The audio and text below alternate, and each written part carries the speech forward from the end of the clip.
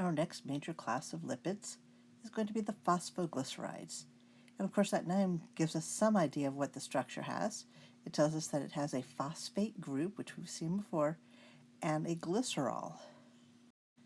And recall that a glycerol is a 3-carbon chain with 3 OHs on it. We're going to put the phospho group on one of those 3, and that leaves us with 2 fatty acids. On that phosphate, we're also going to put an amino alcohol. There are 3 common amino alcohols, and we'll talk about those next. Let's look at a model of what the phosphoglyceride looks like. Here we see the amine group, and it says a positively charged group, which tells us that this is ionic, and so that means that this part is soluble in water. Then it has the phosphate group down here, which is negatively charged. The linkage between the amino alcohol and the phosphate is called a phosphoester bond because it looks like an ester, but it has a phosphorus instead of a carbon. We have our 2 fatty acids, and here in the middle we have our glycerol. And again, the linkage that we see for the fatty acids is an ester. So we have 2 esters, and we have a phospho group.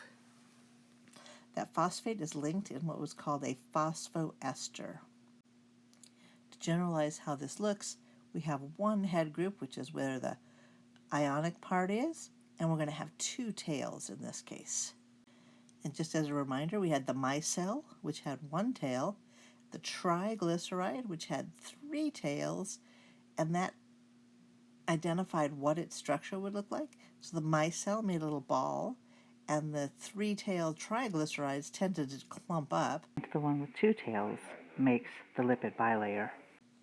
And finally, when we look at the reactivity here, we see that there's fatty acids, and if they are unsaturated, they will go through those 2 major reactions of unsaturated fatty acids, and that is addition reactions and oxidation reactions. And because we do have these ester linkages, that means that this compound can easily undergo hydrolysis and saponification. So as I mentioned, there are 3 major amino alcohols that are commonly found in the phosphoglycerides, and there are 2 subcategories of phosphoglycerides.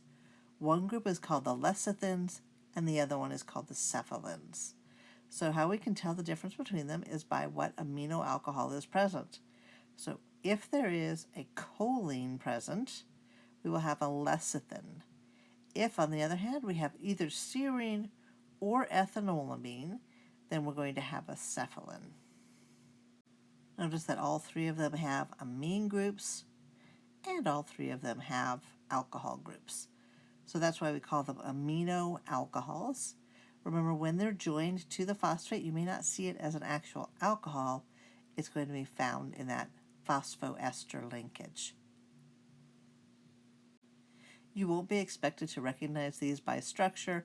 Just know that the lecithins have choline and the cephalins have serine and ethanolamine. You can know them by name.